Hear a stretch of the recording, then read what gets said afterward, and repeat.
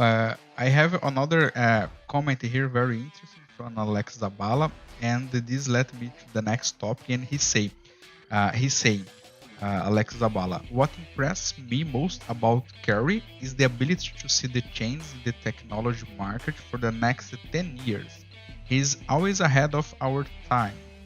And this is a very cool thing, as we also discussed it before, because we talked about InkTech, and then you co-founded another company, and you really was in that time ahead of the time. I watched a video from Tanel from 2017, and I was astonished to say, oh my God, he was saying this in 2017? Really, Yeah. really nice. So can you tell us about how was this change to Gluent, and what was the ideas that you started the creation of this company? Yeah, sure. So, yeah, I'll back up a little bit from that. Exadata was also when we jumped into Exadata in the X2 timeframe, there wasn't, Oracle was having trouble getting the message across, right, and having trouble selling it. And we were convinced that it was absolutely the right thing to do. And so that was a little bit forward thinking, and I can take credit, some of the credit for that. Tanel, I may be a few years ahead, but Tanel is always like a decade ahead. So, he's just way forward thinking. And so one of the things I think I do well is I surround myself with, guys like that, right? I say surround myself, but I manage to hang around with guys like that a lot. And so the idea for Gluent was spawned way back. So Gluent's been around for about 6 years now. The idea has been around for 8-9 years. And we worked on I think I told you, we worked on a big project with a big medical company, Kaiser. And they had a system that they were trying to get off of Teradata. We were pitching them on moving to Exadata.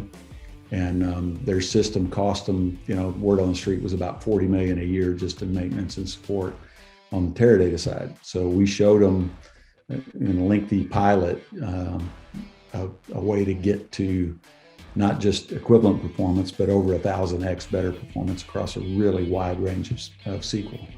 And to do it for about $1 million a year instead of $40 million. So, wildly successful pilot. And so the sad part of the story was that they decided not to go forward with that re-platform. At least at that point in time. They did do it later.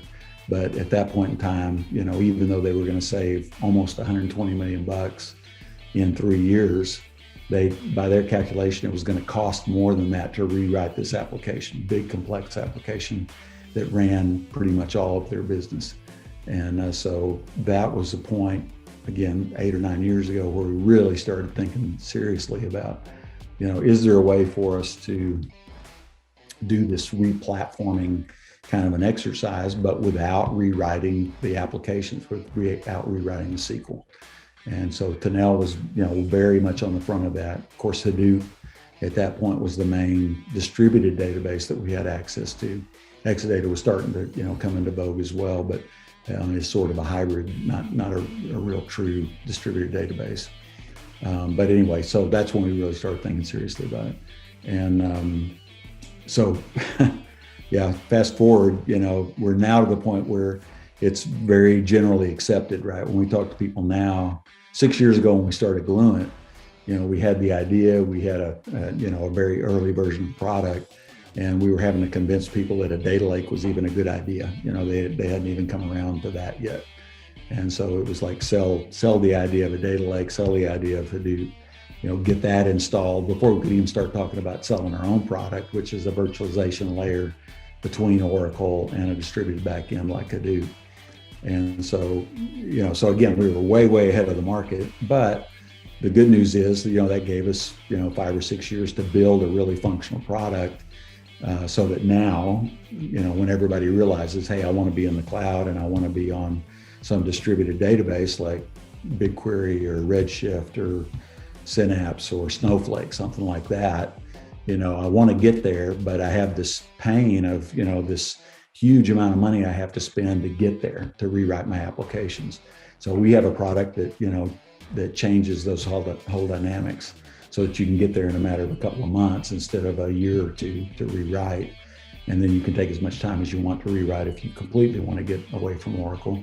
But we offer a solution that allows you to keep running Oracle SQL engine, without having to change code, and also not have to retrain people so they can continue to be productive with Oracle SQL engine sitting in front of whatever that, that distributed backend is. So anyway, long story, but yeah, that's it. Yeah, it's a long and very cool story, and we can see that the Gluent is doing very well and with a very nice approach. I like it very much. And can you tell us a little bit of what is the next step or something like this? What are you planning for the next years or something like that? Yeah, for sure. We want to be able to support any.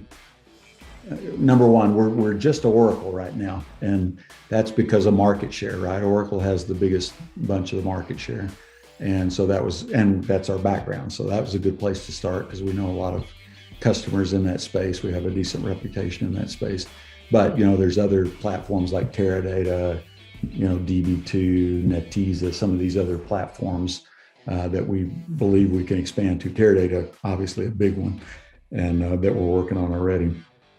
So that's one component. The backends, we haven't finished out all the backends that we want to. We have BigQuery and we have Snowflake in production.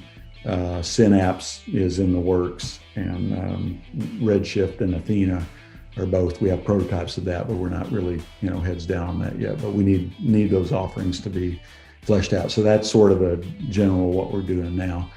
The future is really more around a data sharing platform. So what we want to be able to do is we already do some lineage stuff. Where did that data come from? How did it get here? How's it been modified? But what we don't do is like a universal data catalog, and so that component.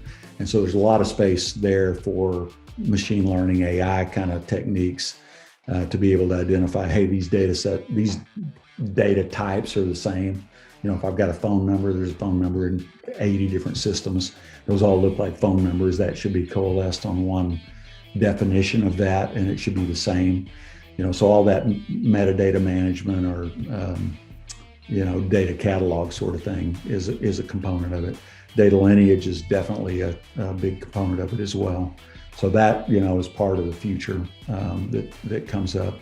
We already have the ability to share data amongst any application that wants it. So in the Oracle world, if we've got a BigQuery backend, any data that's in BigQuery can be presented to any Oracle database that wants it, as long as they've got privileges to get there. So that means I don't have to do ETL anymore. A big chunk of ETL just goes away. There's no reason to move from one database to another. If I've got it in my cloud-based data lake, I just present that data to anybody that wants it. I've got one copy of it. I don't have the data drift problem. I don't have the support and maintenance of all the ETL jobs and all the compute that goes along with that. So there's that's already there. But anyway, the vision is to be a data sharing platform that can provide the data that everybody needs in one place. And anyway, that's kind of where we're going. Very clever idea. I enjoyed that.